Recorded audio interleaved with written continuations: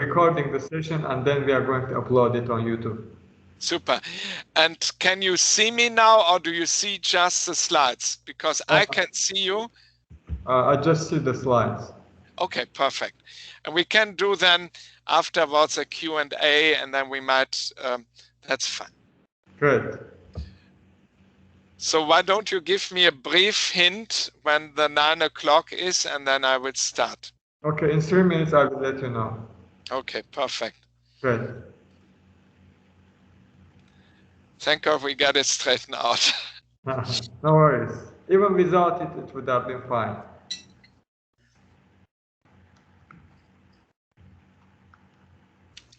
Now let's see. Yeah. Okay.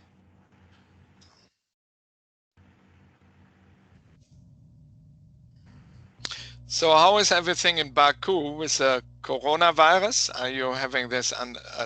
How's the situation there in Azerbaijan? The situation is getting better. More and more people are getting vaccinated. Yeah. The number of infected people are significantly dropping, and the country is opening up. So I would say we are getting there. What about US? US, I'm living here in New England, so this is actually opening up for 2 weeks now, or 3 weeks. My wife and I, we got the vaccination.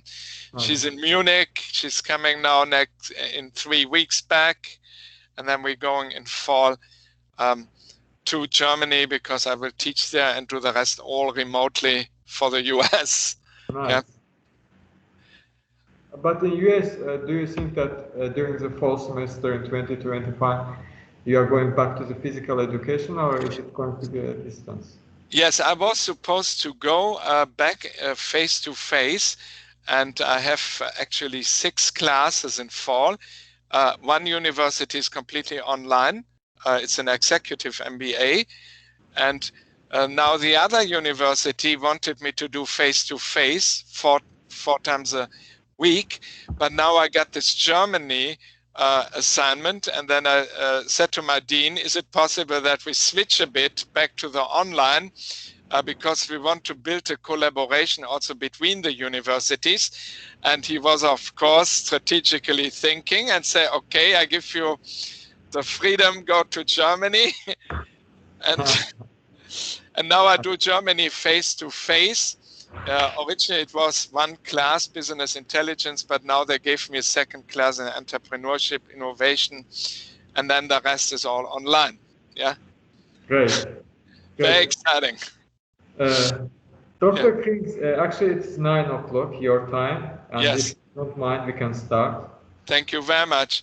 And I'm going to make a few words about you, and then I will pass the floor to you, and then you can carry on with the presentation if you don't mind. That's perfect. Thank you very much. Go ahead. Hello, everyone. Today we are pleased to have Dr. Werner Krings with us. Dr. Werner Krings is a professor of Furginham State University in the United States.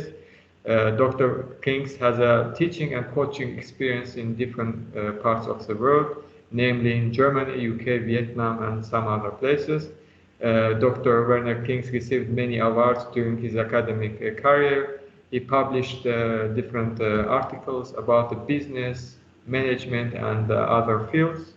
And he's also a multilingual person who speaks French, English, German, and to some extent Russian. And today we have a pleasure to listen to a lecture of Dr. Werner Krings on the topic of social media to jumpstart your business. Dr. Krings, the floor is yours. Thank you very much, and for the kind words, and very honored to be invited by you. So I'm here. Thank you first of all for the whole organization of the event. And now bear with me a moment. The technology is of course remote. And before we start off, I would like just to get an idea who's attending the meeting, if you can use the chat, or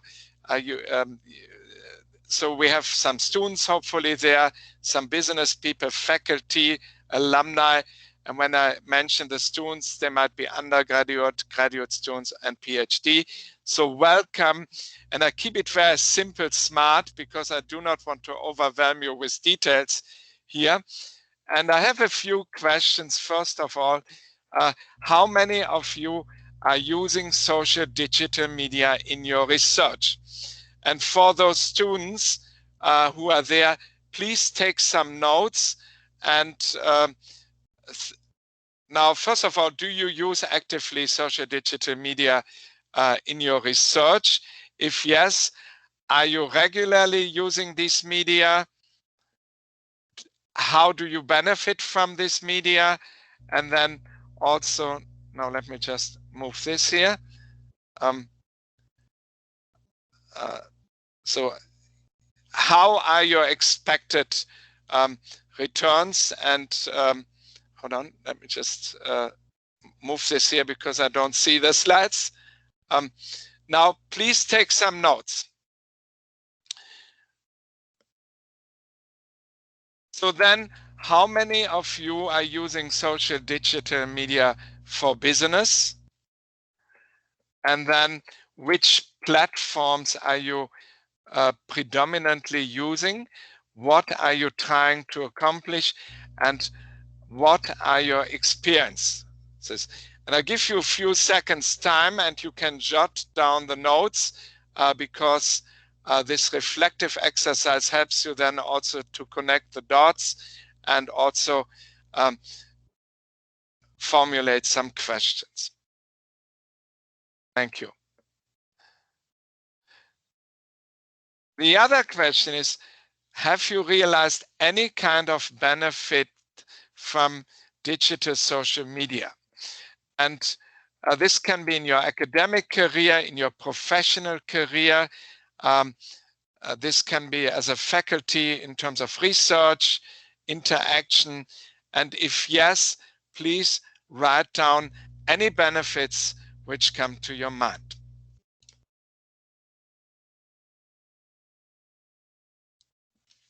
And I give you, let's say, 30 seconds to do this.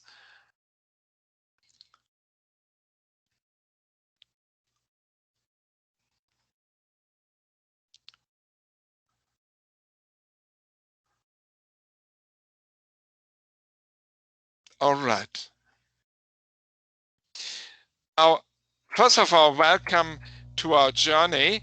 And I provide you quickly a roadmap. So I give you a brief introduction. Then we take a look at some of the processes. We are looking at relationships which are core, whether it is in the digital realm or in the real life, face-to-face. We are looking at some relevant media. Then we try to identify the underlying motivators or drivers to use these media. And then we look at the benefits and some facts. And then, of course, there are also limitations. It's not an all remedy. And then I share some strategies. And now the last point, I cannot see because something is here in the way. But then we also have a Q&A, a discussion, and you can ask me also some questions. Now, first of all, another question to you. What do you believe are the prevalent seasonal digital social media to jumpstart your business? Now, we have might have participants from several regions, and you might use in your particular region or country media for your business or for your research which come to mind. Please take some notes. And I give you a few 45 seconds for it to just get some ideas jotted down. And then, of course, I share also some of the media, but apparently this is a bit an interactive exercise.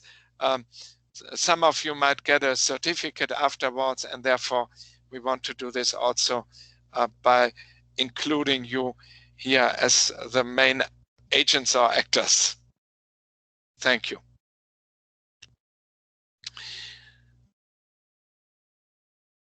So these photos were all taken in Baku. I was there 2 years ago, invited by the dean of the university. It was a very positive experience, and so I try to give you also a bit, besides of the knowledge pieces, some impressions how beautiful this major city is at the interface between Europe and Asia. Now, on the right side, you see various, you see a word cloud about what are currently media, and I'm of course referring here more in the Western European or North American region. That might be in China a bit different. Yes, they have WeChat, for example. And you see, for example, here, ResearchGate for researchers, or you might also see the academia. These are platforms where academics, faculty, doctoral students, MBA students share some of their work. And this, of course, allows also for knowledge sharing, collaboration, and communication. And then there are the business media, such as LinkedIn. There are, Facebook for smaller businesses, whereas LinkedIn is, and Xing, which is very heavily used in the DACH region, Austria, Germany, Switzerland, but also globally. And these are more the B2b platforms. And then, of course, we have, through the pandemic, also the video technology platform, Zoom, my Teams we are using. And then in sales, we use heavily customer relationship management. On the right side, Salesforce. I don't know if you see here my mouse, if you can't see this. And then we have Canvas, Blackboard. These are more information system within the academic realm. And you have also intranet systems within huge companies, and then also internet on the cloud solutions. Now let's take a look how in 2021 businesses can jumpstart by leveraging these media, and what are the important points here. First of all, and this is supported by a McKinsey study, not just by academic or doctoral research, these days it's very important to choose inspirational content strategies, because sort of the platforms can leverage your brand and can showcase your business, and therefore you have to mix this content. You have to have some objective content, some thought leader or third-party content, and then of course you have a bit your sales pitch or your own content. And a good mix is probably 1/3 of each. And then what is very powerful these days is what we call the experience-based storytelling. And I give you afterwards also some examples how powerful this tool is. And it's very important that you're not telling the story about yourself, but you are thinking primarily of your audience, and then relating your story to their particular expectation or needs, so that they become agents or they become active participant in your story. So it's not about yourself, and that's unfortunately what some people do wrong. It is about, first and foremost, adding value, finding something of interest for your audience. And then, of course, platforms have to be utilized to align the different functions along the supply chain, such as marketing, sales, through the liaison of business development, customer services, And then if you have now HR, you might bring HR on board, and you want to align this function so you have a unique content strategy which is aligned and in harmony also in the compliance with the overall business mission or the corporate identity. And then very important these days is we want to reduce the information complexity. We are living in a very advanced information communication society. We are bombarded literally with thousands of information pieces, and we want to make sure, and this is the next development of digital media, to just crystallize the information which is relevant to our audience. Very important part because technology can be a bliss because we get a lot of information, but we need to get the information which is timely, updated, relevant to bring our business forward. And then finally, CX, excellent customer experience, which is created through a seamless string of positive interaction between your company and your customer. And again, customer experience becomes these days more important than return on investment, because you can have the best financial figures, but through the digital and social networks, the customer loyalty is no longer like in brick and mortar companies without the internet long-term saved. It can change literally in the twinkle of an eye. So this leads us, of course, to ask, why do champions, and champions are defined as the thought leaders or the top businesses, do what they are doing? And of course, we are looking here a bit in how we can optimize processes and also relationships. And then we are looking at their methodologies. So how do they do what they currently do? So we are performing a situation analysis. We look at the situation as is. And finally, we want to know what exactly are champions doing, what makes them stand out, and how can they actually then safeguard their competitive edge.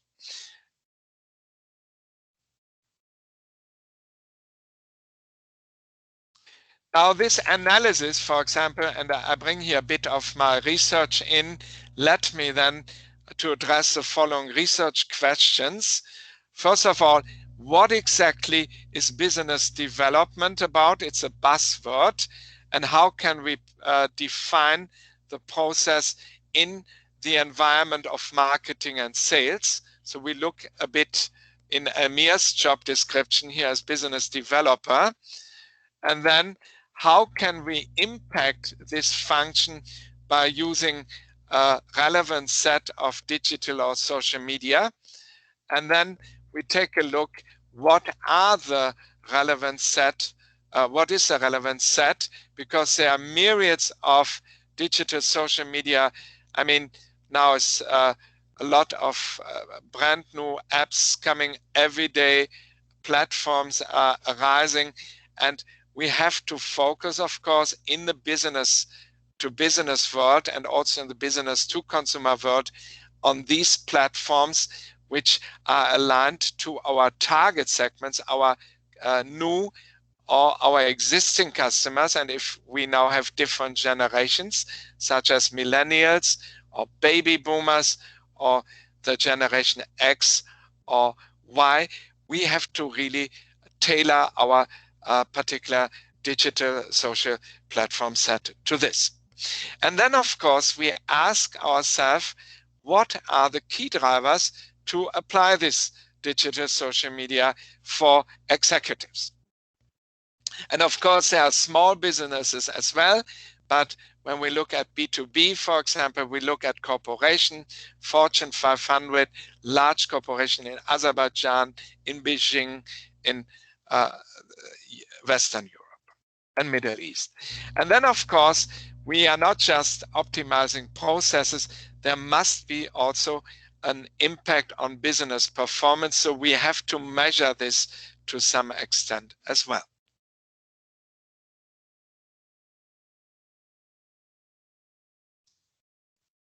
Now let's take a look at B2B marketing and sales. Let me ask you, what comes to mind first when you think of B2B marketing and sales for those who are in this field? Now, the problem with marketing and sales is they might have different interests. They have departmental interests. Marketing wants to generate leads. Sales wants to close the business, but they might be sometimes, and they are often in competition to each other. So they are not aligned, they are siloed. And the problem with uncoordinated processes, it leads to the fact that a lot of B2B content is not used in harmony or in alignment, or we call it in sync, and that some of the leads are not even becoming opportunity because people are not adjusting their strategies. They're working isolated from each other, and instead of thinking in terms of the company or the university, they have a very departmental or functional approach. And when we look at the supply chain, and McKinsey had a model to optimize the supply chain, then we have to also look how can we align marketing and sales, and so that we come across towards outside as a unified team, as a passionate team to serve our customers, rather than now terrifying the customer because we have two different strategies which are not in line with the overall business strategy. Now let's take a look at the business development for new and existing business.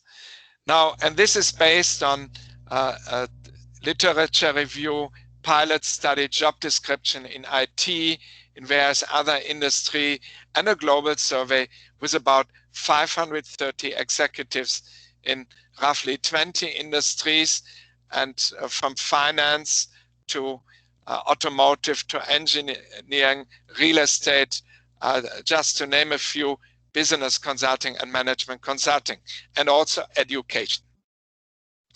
Now the question is, today you find all this fancy job description. We are looking for business developers, and sometimes you find some marketing activities mentioned. Sometimes you find some sales related activities mentioned, but how do you really identify this? And now we defined 4 processes. So first of all, as a business developer, when you start new business development from ground zero, you have to identify and prospect the stakeholders, also in the buyer group, whether you sell now executive education, you market a global software, consulting services, just to name a few. And then, of course, you have to deal with gatekeepers before you even get to the key decision makers, and you have to deal with a variety of persona, such as IT, manufacturing, finance, HR, just to name a few. And then the second step is you have to share relevant information, and you have to maintain competitive knowledge so that you are not marketing a product or a service, but that you are addressing an urgent business need. And then we look into the building of social networking and social capital, which can be significant, important. And then we also look how we have to manage existing relationships, how we can leverage these for the benefit of our business. And of course, this happens to increase the number of leads, also to fill the pipeline in terms of sales, and then also to generate opportunities, get listed on the shortlist, and ultimately win the business deal, leading to recurring income stream. And if you have a B2B customer for life, then of course the recurring income is given. Now, there are, however, differences. If you now have new business, the phase 4 actually moves before identifying prospect right and potential buyers, because you have to really look at fast business. Now then, we have had some contributions here. There is definitely a lack among scholars and also among B2B practitioners what constitutes business development. It's a buzzword. Many people are unsure how they really define this, and then it becomes often either related to sales or marketing, but actually business development can be the liaison and can be that linkage between marketing and sales to align these processes and optimize and accelerate the business. Now, I hope you can see this. Perhaps I get a feedback here and then. Now let's take a look at relationships. Let me ask you this: what comes to mind when you think of business relationship, whether it is in the academic realm, research relationships, personal relationship? What comes to mind? Please jot down what characteristics are important in this regard to you. Now, beneficial relationships are the energizer for our traditional business. They provide mutual benefits, and of course, in the digital realm, we call social capital the fuel for our digital business. And actually, according to Harvard Business School, win-win relationships, and this is a term we know now already for 2 decades, they are reciprocal beneficial. That means we are in sync when we have one critical element fulfilled. My question is, can you imagine what is that cornerstone for win-win relationships? If you're a volunteer, you can use a chat, or Elmir, if you want to take a guess, go ahead. Sure, if anyone has something to say, please go ahead.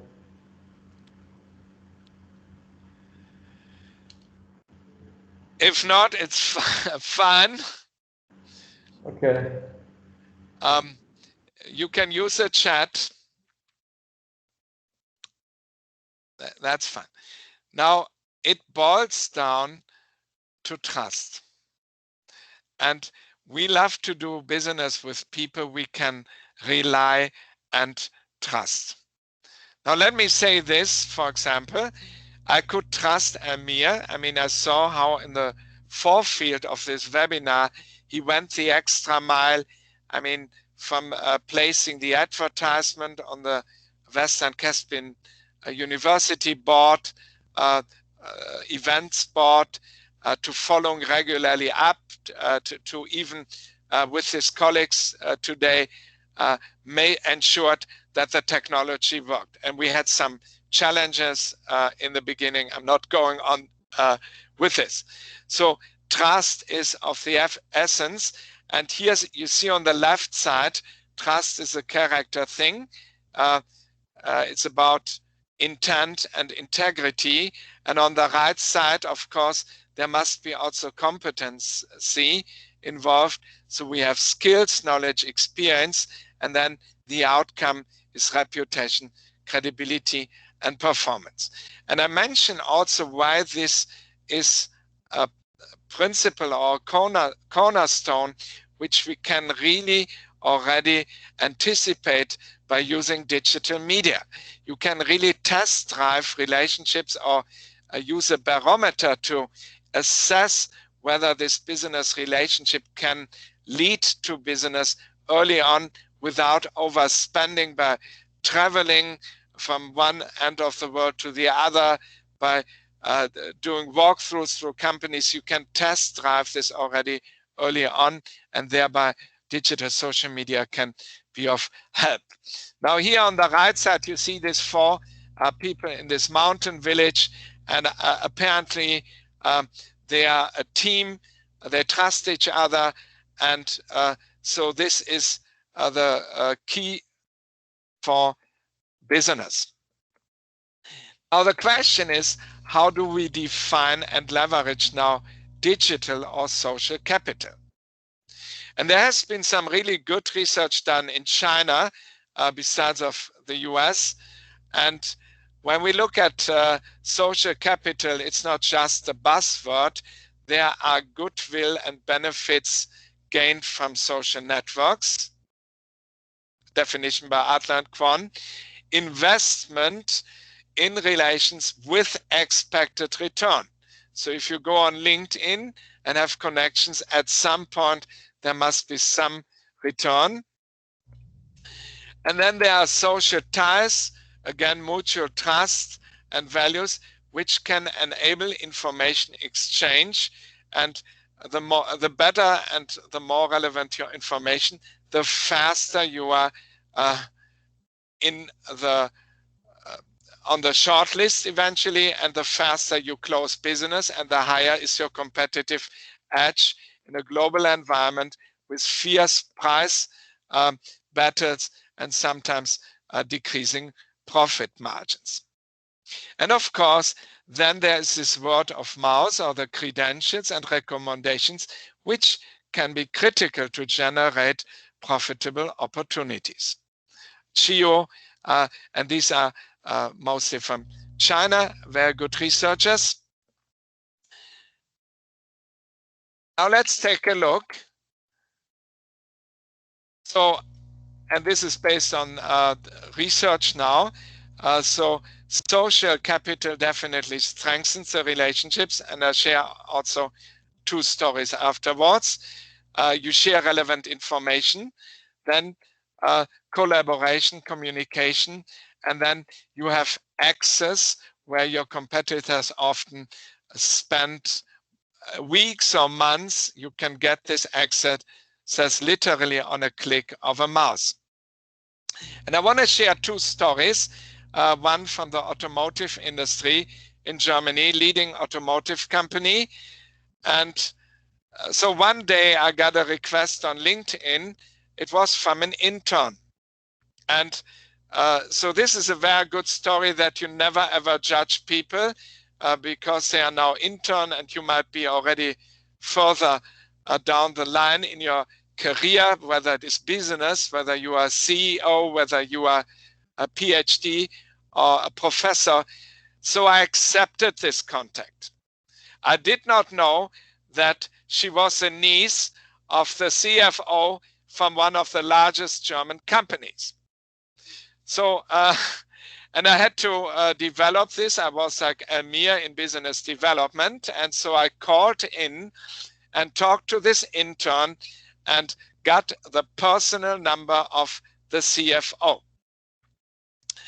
Now, if you call the personal mobile of the CFO of the largest automotive company in Germany, you might get a nasty call back from the gatekeeper, which I got. And so I heard, who do you think you are? How dare you are to contact Mr. So-and-so on his private mobile number?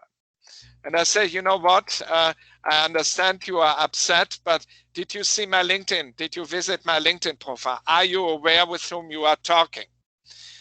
Within 3 days, we got an invitation for a conference call with the representative of the CFO. And within 2 weeks, we got on the short list. So this is the example how you can speed up the process. Now, let me just move back here. I have a technical challenge. Okay. All right. And the second story is that sometimes you get contacted on LinkedIn. You even don't know the person, but that person might have something in common, which is coined by a professor of Harvard Business School, which is defined as the strength of weak ties. Now, if you have, for example, white-collar people, I mean, academics, executives, if they, for example, make a career move, let's say in the worst case scenario, they lost their position, they might be a bit embarrassed to contact immediately their network for help, and they might then contact total strangers via LinkedIn.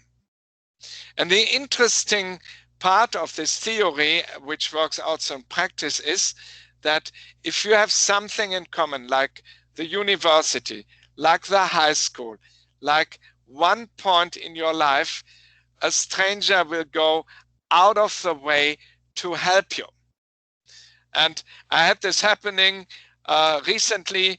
I was contacted by somebody I did never ever know, and they invited me for a global book project in Switzerland, and I did not see really a chance to get there on this project.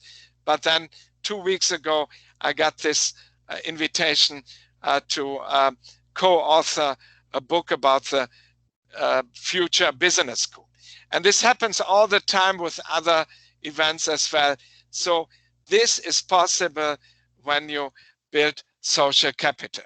These are two stories, and of course you get rejection as well, but let's focus here on the positive.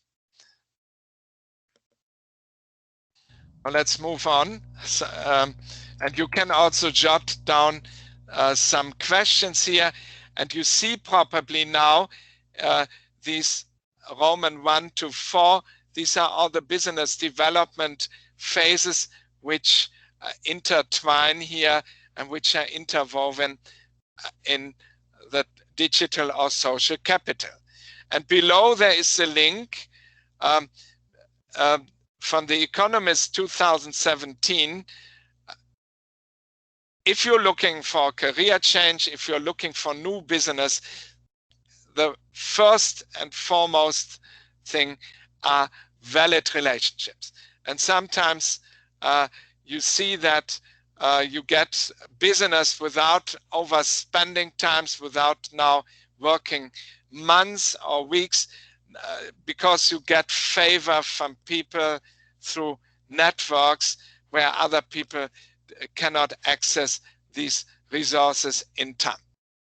Now, 3 years ago, I was marketing executive education, and I got I called the CHO, the Chief Human Officer from Bosch Siemens Hausgeräte in Munich, and there were several candidates working for a year with this person, and that person invited me in 2 weeks, and we got shortlisted.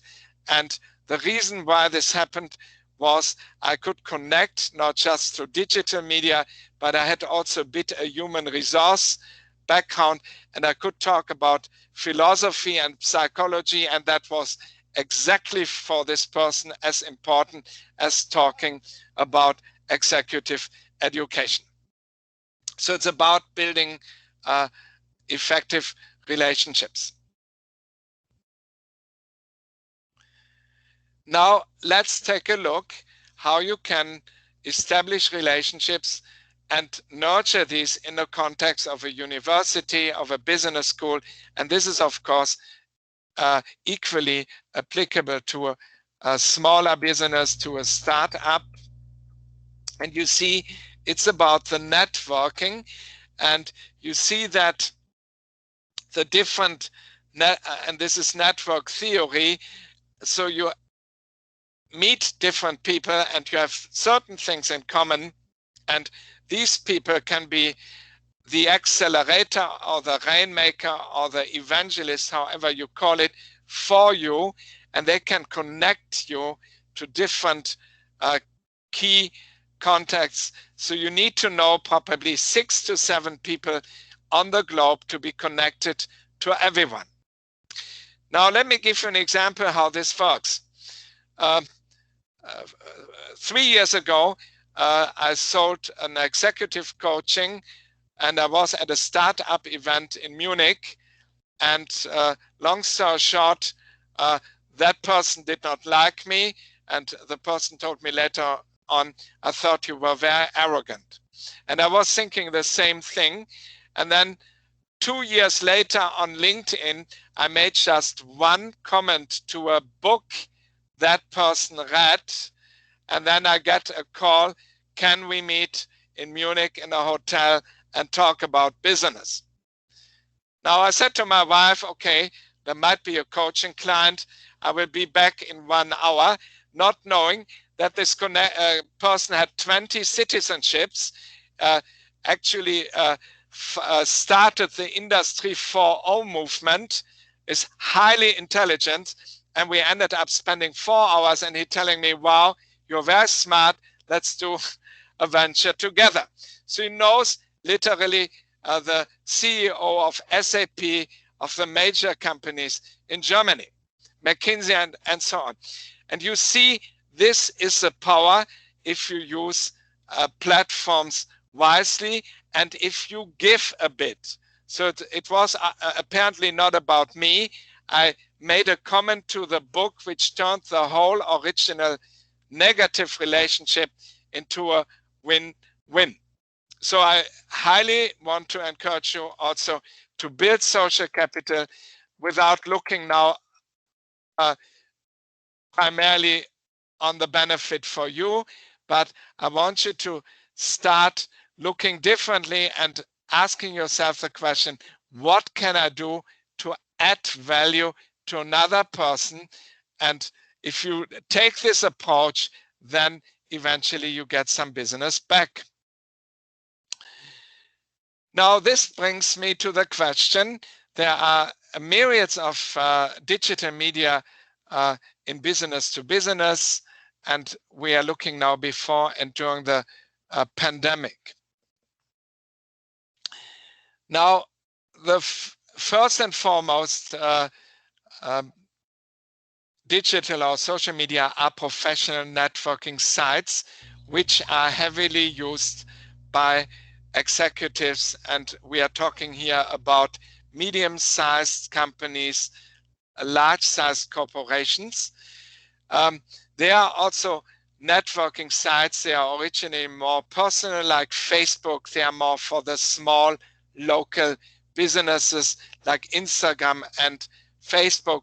But for this purpose, B2b Facebook, though it is the largest network, was not relevant. Then we have corporate blogs.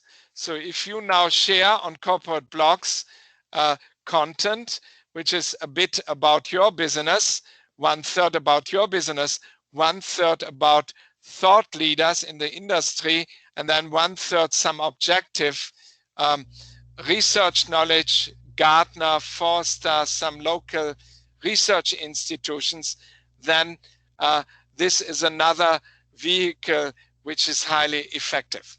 And finally, then we have the microblog, and the microblog is heavily used by C-level people, CEOs, because it's very quick, very limited information, and it's just a communication tool, which is also to some extent effective.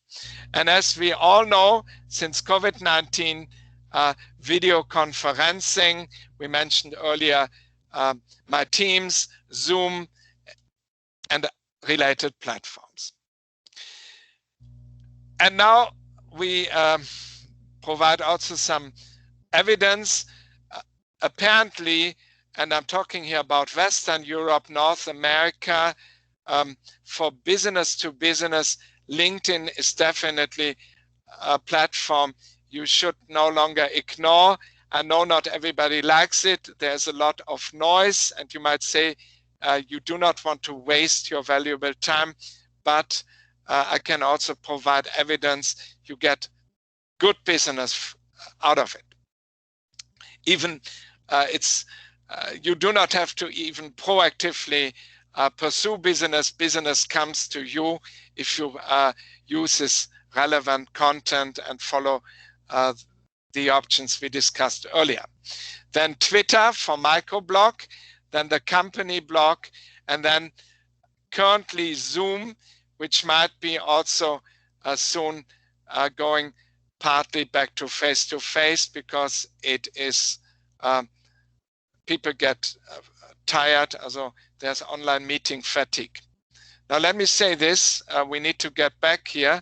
I'm missing my slides, sorry. Hello? Yes, we are with you, Professor, but your slide seems to be lost now. Okay, let me just move on here.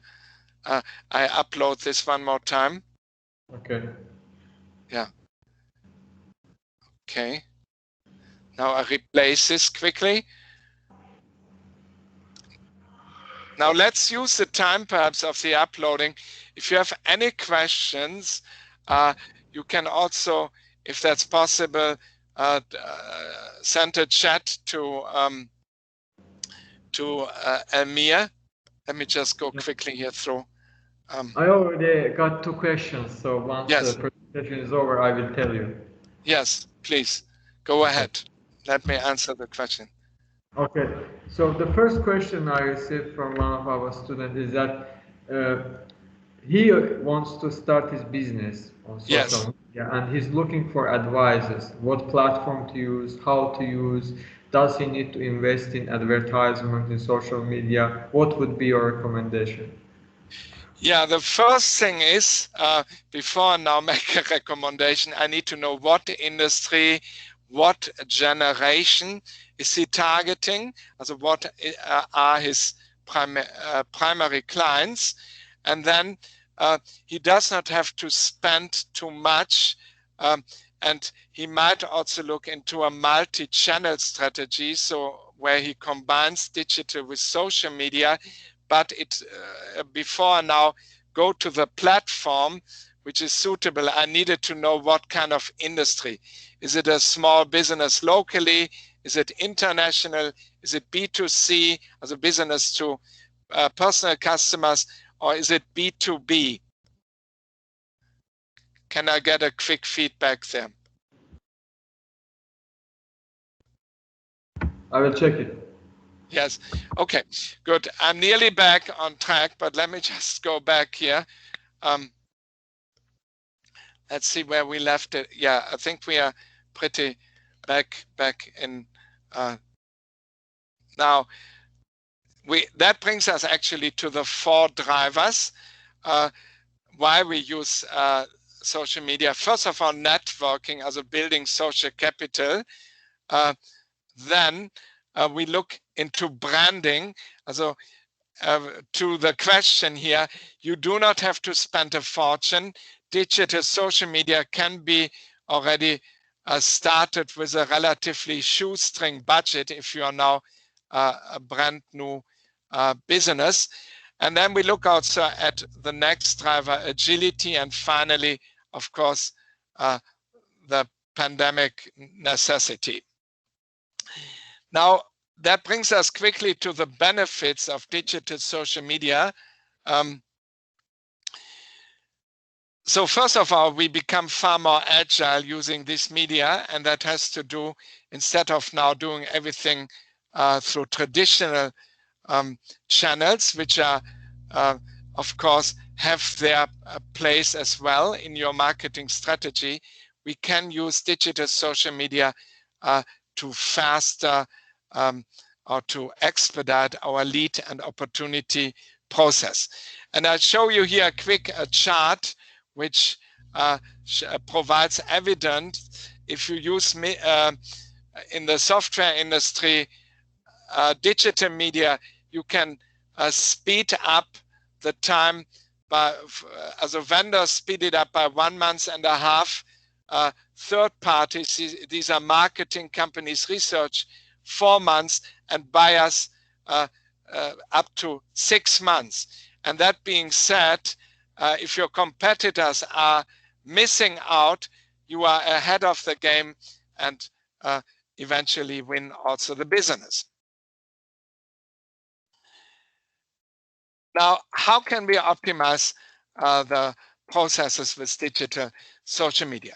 As I stated, we can develop new or existing business faster. We can create a unique customer experience by continuously engaging, listening to our customers, co-creating value, because we get a lot of feedback, what they want to see, what kind of business challenges they have, and we obtain also ultimately a higher return on investment. And there are other benefits as well. And you see that different groups such as vendors and third parties consider a far higher impact on performance, whereas buyers are a bit behind.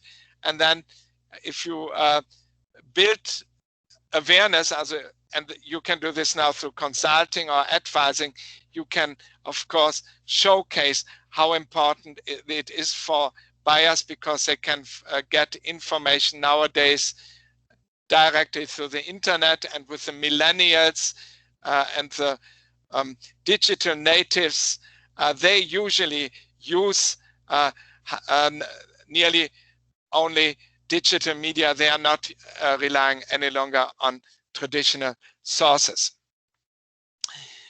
Now, this brings us to the topic of storytelling with digital social media. And it's no longer about just reaching the minds, it's also reaching the hearts of our customers. And we can do this 24/7 when we also know when we place or position, for example, a compelling story on digital media. And of course, everybody of us, also in the business world, we like to be a bit entertained, especially during the pandemic with all the negative news. Then if you have a compelling story, that definitely draws traffic to your profile, you build social capital, and it leads also to business. Now, I had last year somebody from Oxford Said Business School, #1 in England, executive MBA at coach at INSEAD, and he contacted me one day and said, I like your social media profile on LinkedIn. Can you coach me? Now, from an objective perspective, I would say we are similarly qualified, and I was first a bit hesitant. I was thinking, are you kidding me? Is this a joke? No, it was not a joke. Apparently, the person liked one of my stories, and I got a coaching contract of 3 months out of it. He wanted to do a PhD, and that was where he apparently needed my help. So you see, business is coming to you without you even approaching a person. And Elmir, you know, as a business developer, a warm approach is better than cold calling and kicking the tire. Yeah? Sure. Okay, good. So, and this is also with business schools. They are looking for new students, and digital media. I mean, I get from my former business schools always applicants for PhDs, and their PhD advisor is running after the clients, but they are coming to me because they know I can help them, and they see some of the comments on digital media, and this can become a trust builder. So it's about, if you genuinely care of others, if it's not about you on your profile, you draw the people to you without even having to make a sales pitch. You get the business intuitively, and it is sort of a nice surprise. Now, here are, of course, also limitations.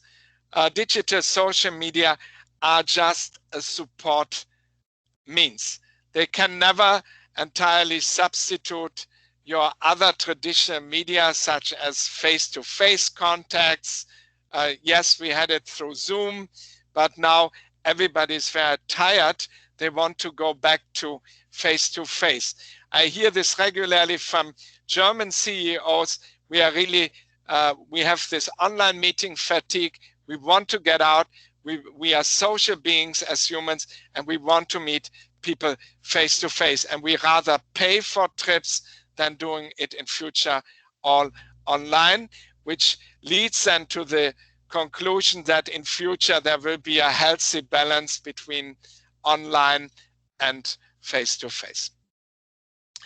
As I stated, and this is to answer the question of the one participant, digital social media have to be considered as part of a multi or omni-channel platform orientation.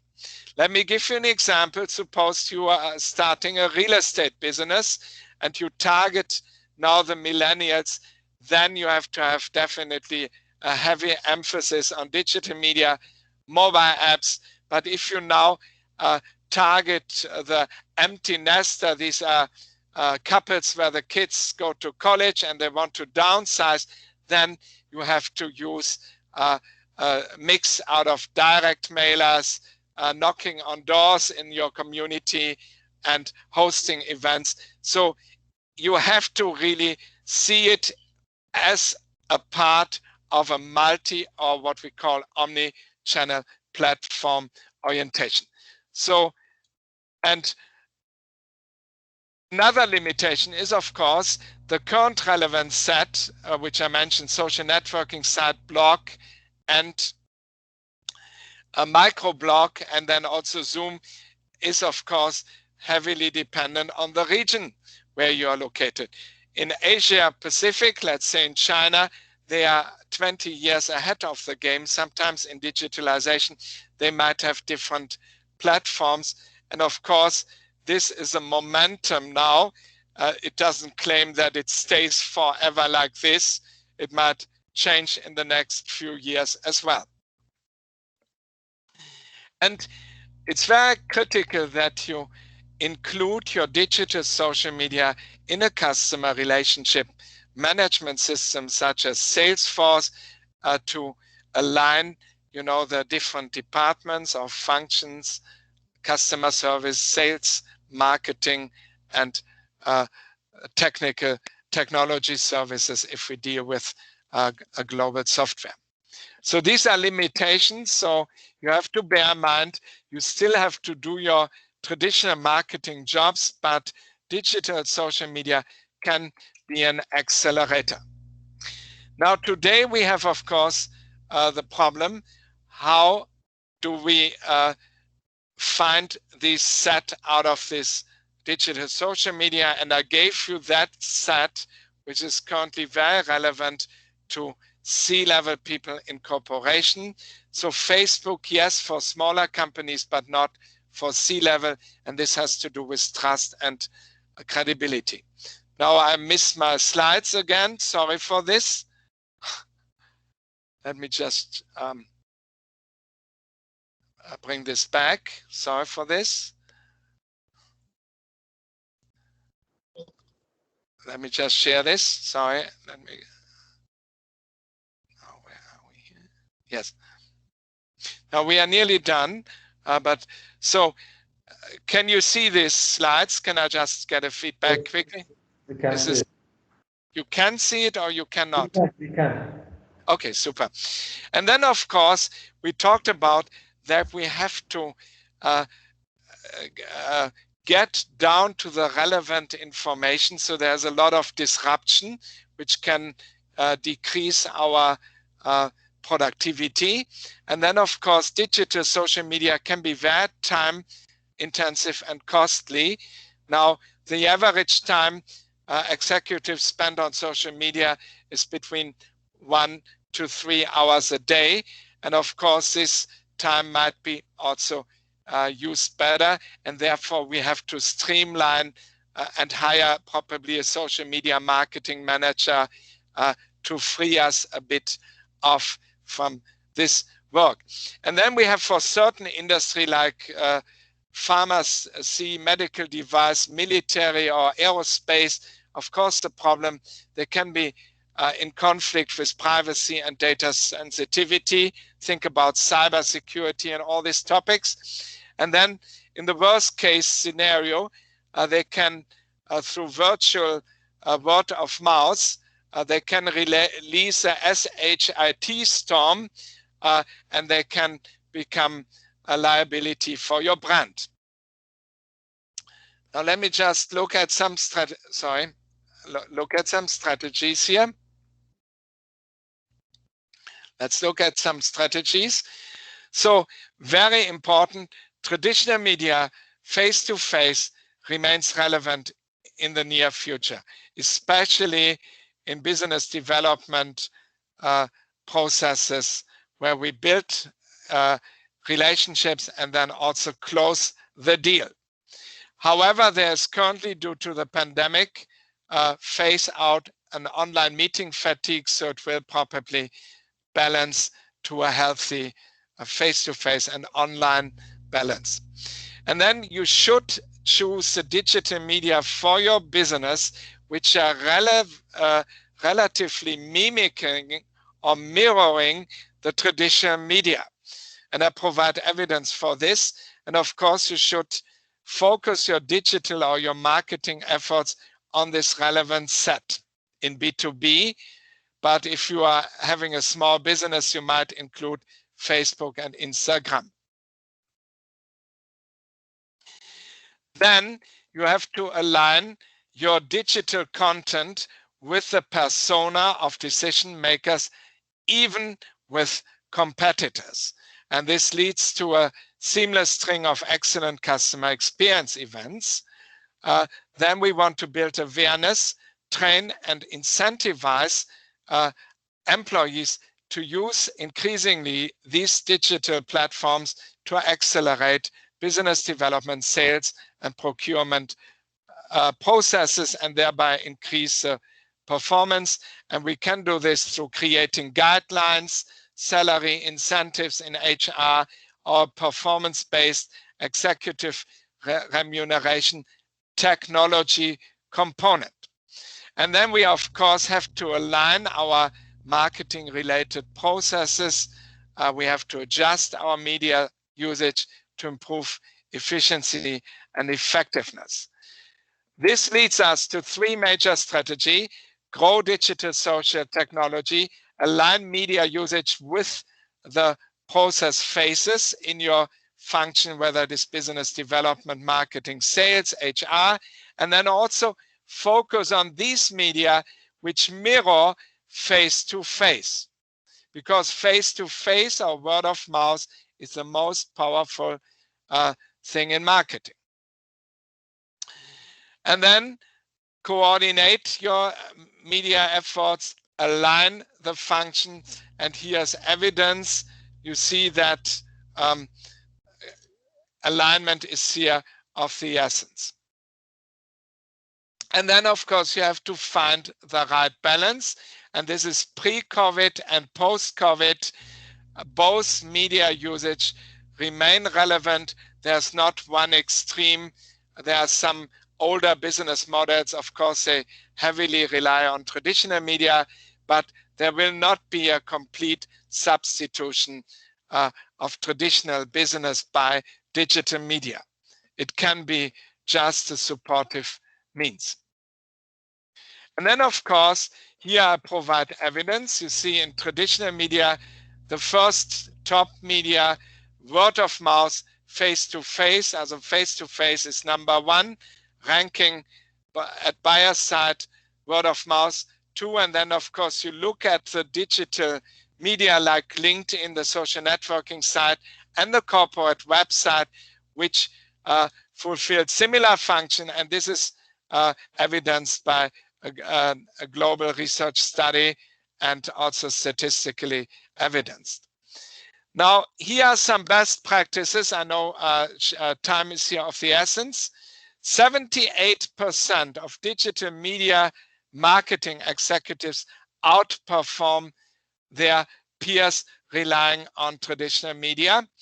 90% of decision makers never respond to cold outreach, especially among the millennials. They just hang up. And 59% of B2B buyers view sales and marketing professionals less favorable if they just rely on traditional cold calling approaches. And you see that complex B2B buying decisions, as a way you buy big ticket items, be it now software, be it airplanes, be it now investments, be it executive education, $1 million or more, or 250,000 and more, are influenced by at least 7 key executives. And if you do not have access to this context, you have nearly 50% lower success rate to get the business.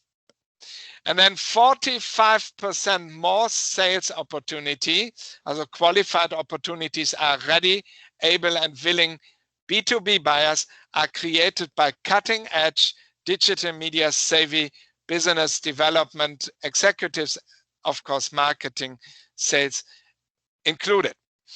And 82% of the senior decision maker, we are talking about vice president, C-level in Fortune 500, DAX 100 companies, leading companies in Western, Eastern Europe, rely on the relevant digital media set which are introduced. So Facebook is just used if you start a very small business on a local basis, like a coffee house, like a bakery, like a local real estate company. To answer this question.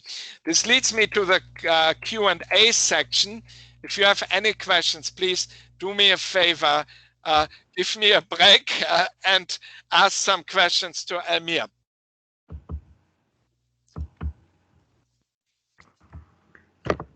Professor, yes. Thank you very much for a very interesting presentation. And it was very interesting because you also incorporated your personal experience in presentation, and I believe it made your webinar much more interesting for our students and for our faculty members as well as alumni. Again, I received one more question from our student, and the question was that you touched on the role of traditional media, traditional marketing companies. The question is, when do you think, to what extent do you think traditional media companies or marketing companies would be able to survive in this environment? Because as we see, the role of social media in advertisement, in marketing, are growing significantly. Do you think that the end for traditional media companies is near? And do you think there's any strategy for them so it would enable them to survive in these circumstances? Yes, again, it is really dependent, first and foremost, of the industry these agencies serve. There are industries, let's say law, legal services, tax advisors, financial services, which are, of course, heavily regulated. And, of course, they still rely on traditional media. And it depends, of course, and also on the generation you target. If you now target the millennials, let's say these are the digital natives coined by Harvard Business School, these are the tech-savvy people, they probably do not respond as much to, flyers in the mail, radio, TV, or newspaper ads. But if you, of course, serve still the generation like you, me, baby boomers 1964 and older, yes, definitely traditional media remains relevant. And I would say it balances out, but if you're now ignorant, you might leave a lot of business on the table. And therefore, the best advice would be use your traditional, but also venture out into digital media. It does not cost you a lot of reallocating some of your marketing budget. Just test drive, and when you see the results are coming in, then you can make a shift step by step. Hopefully this answers your question. Yeah. And it depends, of course, also of the scope, whether you now have a small town, let's say in Azerbaijan you serve, whether you serve the whole country, whether you look in your national partners or international collaboration partner, or whether you now target through e-commerce or B2B now the global market. It really, really depends. I hope this answer is at least to some extent helpful. Now we are nearly at the end. Are there any questions? Any more questions? One last question I have, which I received also from our students, and the question is about the role of social media in education industry. To what extent, how do you think the education industry can benefit using social media, for instance, to increase its global outreach, to attract more international students? Any tips from your side, any hints? Yes. First of all, you have to align your website presence. And I can say this for Western Caspian University. I checked on your website. I like the website very much. However, there are some links, they do not lead anywhere, so they need to fill a bit with life. That's one thing. And then you can also align the digital or social media like LinkedIn, like Facebook to some extent, and create videos, and you have a very good video team at your university, and also the content is very attractive. The colors are beautiful. So that helps you to gain students. But you can also use it to collaborate and build up exchange programs with other universities. I mean, I do this for my universities, and I mentioned also various universities like Western Caspian University. We now have a collaboration with UIBE, China, and then through another business school, I was invited in Vietnam at the leading university, and that had to do with the social media strategy. Another reason why you should use social media is to share research. Because I mentioned already, academia.eu or ResearchGate can help you when you are now starting off your research and be a brand new PhD, to get articles from others. You cite those articles, and you get also a lot of visitors then on your website, and that helps you to collaborate, share information, but also gain in terms of reputation, because people suddenly start citing your articles, they contact you, and that really can be very accelerating. I can highly recommend this also for the university environment. Thanks a lot, Dr. Krings, for a very comprehensive answer. So I now would like to ask other presenters, other attendees, listeners, if they have any questions.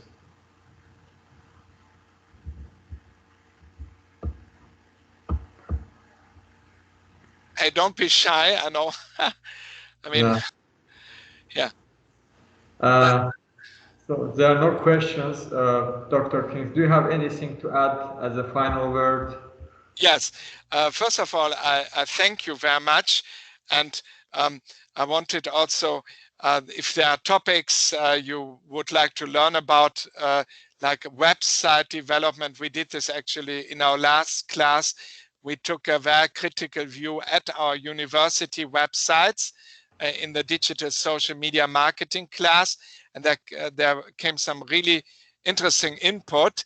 Otherwise, I want to say Soxa Gol, Tezekur Ederim, and Spasibo. And if you are, of course, looking at some point for visiting professor just for short term, I'm happy to do a lecturer as well at your very fine business school. Thanks a lot, Dr. Krings. On behalf of Western Caspian University, I would like to thank you for agreeing to deliver this fantastic webinar for our students, faculty, and the alumni. And the video of the webinar will be placed on our YouTube, so if anyone misses the webinar, they will be able to check it out on YouTube. And the certificate will be provided to all the attendees. I will let them know about how to get the certificate after the webinar. And last but not least, thank you again. And I hope in future we will be able to continue our collaboration with you. And hopefully once travel restrictions are lifted, we would be happy to welcome you in Azerbaijan. Thank you very much, and my pleasure too. And I might also connect you here to various universities in Munich. I mentioned that already, and also to the US. Thank you very much. And all the best. And if you have any questions, just give me a call, and I might then be able to answer these more in detail. Thank you very much. Thank you very much, Doctor. We highly appreciate your collaboration. Thank you. Bye. Bye-bye.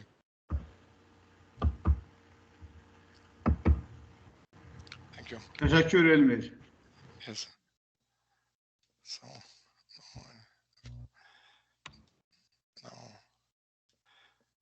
now this is technology.